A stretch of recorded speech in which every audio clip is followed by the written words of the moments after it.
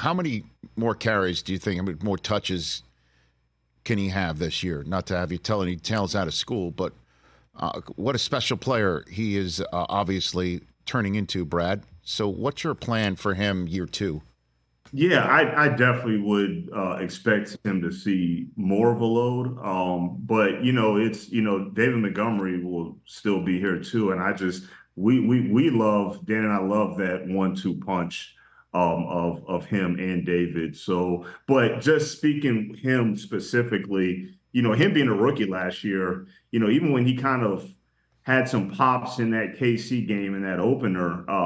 He was I was watching, I was like, he's still trying to get the feel of the game. Like he was playing very fast and he actually kind of needed to slow down a little bit. And he openly admitted that, like I just had to slow it down a little bit. I was kind of going too fast, which he was, but once he got that sweet spot and it was about right there. You kind of saw it a little bit in the Ravens game, which was unfortunately we didn't show up very well for that game, but that's when you started seeing some glimpses of I think it's coming, I think it's coming, and then obviously that Raiders game where I believe everybody would say it was a breakout. I think that's when you kind of saw okay the game is slowing down for him. Now you're seeing exactly what you saw at Alabama, but I think he's got much more to offer in the passing game.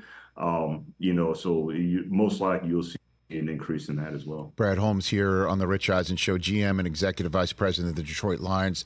So you made Amon-Ra St. Brown the best paid receiver for about 24 hours, Brad, and it's just crazy the world in which we live. I'd love to lift up the hood and get your 2 cents on signing players before other teams signed their players at the same position, and there's one in your division that's looking for his bag in Minnesota. How much does that play into your thinking when you're signing your own? Yeah, you're definitely aware of it for sure. And that's part of the like we always talk about both sides working very, very hard in terms of getting something done.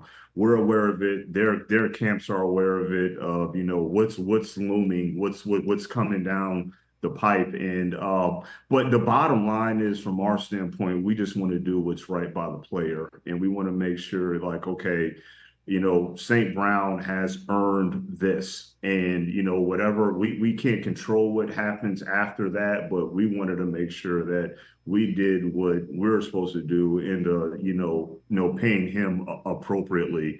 But you try to do as best you can. But, you just can't control the future. And a lot of times, those other things that are looming, they're waiting for the first person to strike. But we shouldn't really punish the player that we're trying to reward because of what we can't control. So we just felt like he's an elite player.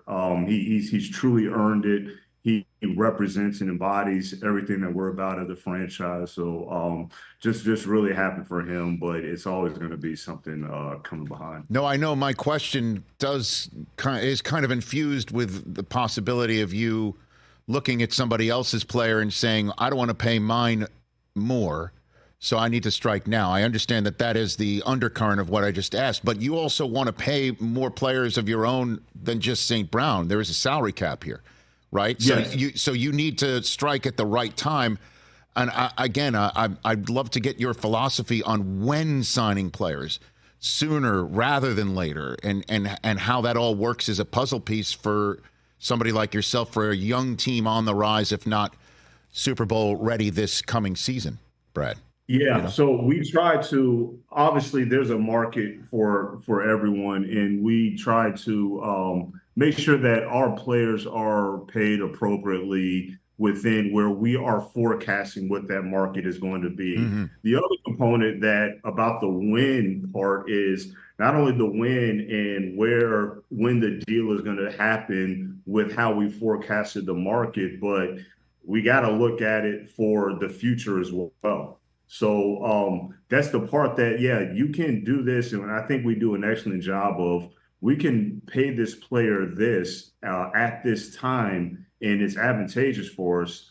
But at the same time, is this going to limit us for what we want to do next year and in the year after? And another one of our own players that are going to be due for an extension and how much cash you're going to have available for free agency for the upcoming year. So all of that, there's a lot of moving parts, but all of that comes into play. Catch the Rich Eisen Show every single day on the Roku channel, 12 to 3 Eastern, for free.